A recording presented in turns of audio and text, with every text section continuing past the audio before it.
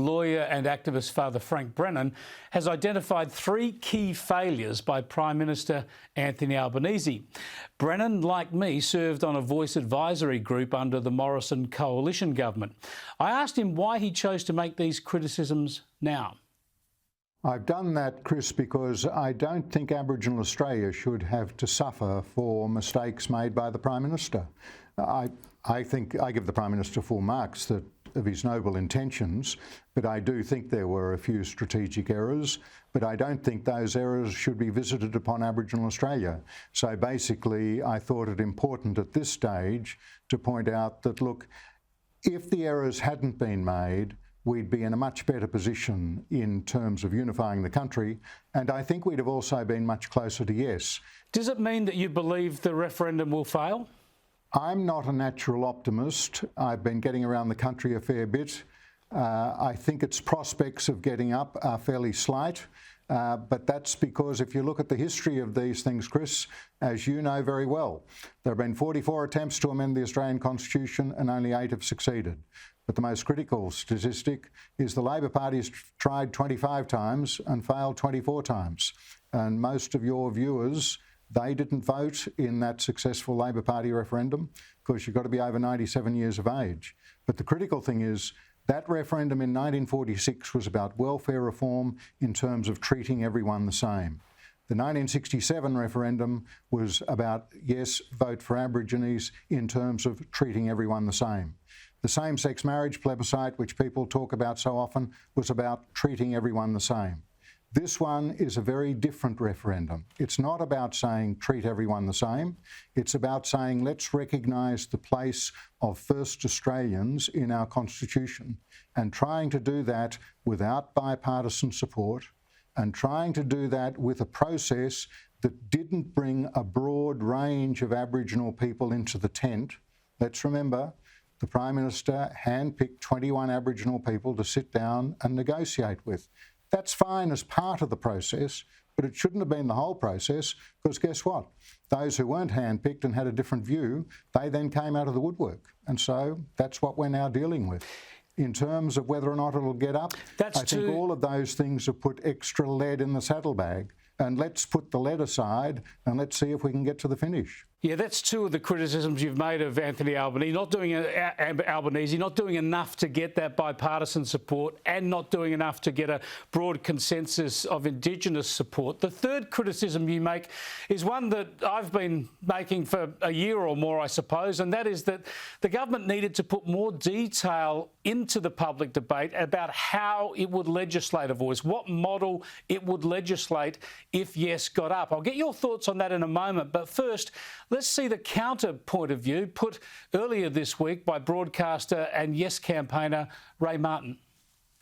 The No Vote organisers also keep asking Albo for the details. What about the details?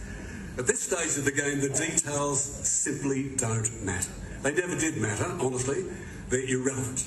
That's Ray Martin, Frank Brennan. Now, we understand his point that the Parliament can legislate whatever voice it likes and it will likely change that over time.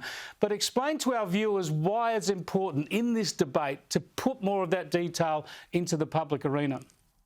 Sure. First of all, a big shout out to Ray, and I think the world of Ray, and so wonderful that he's out there urging people to vote yes.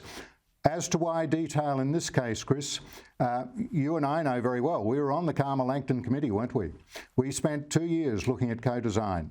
And as Marcia Langton, who chaired our committee with Tom Calma, made very clear in 2021, most of the 52 people, most of whom were Indigenous, who sat around those 3 tables, they said, look, you've got to legislate this first. There have been genuine practical questions. Well, hang on.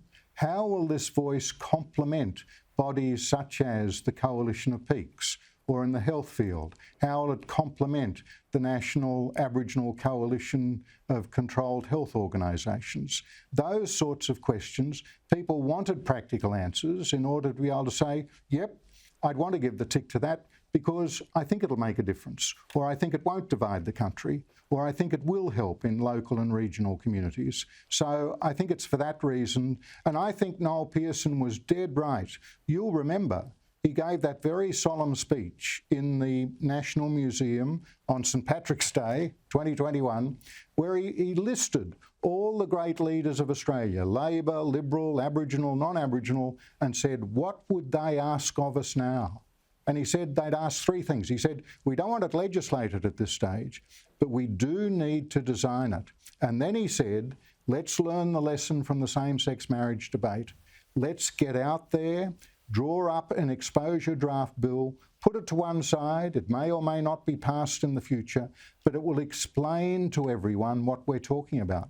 And that's why I think people like Murray Gleeson, who was Chief Justice of Australia, served on the Referendum Council, very clearly said we need to legislate it first. And of course, Bill Shorten, when he was Leader of the Opposition, 2018, closing the gap.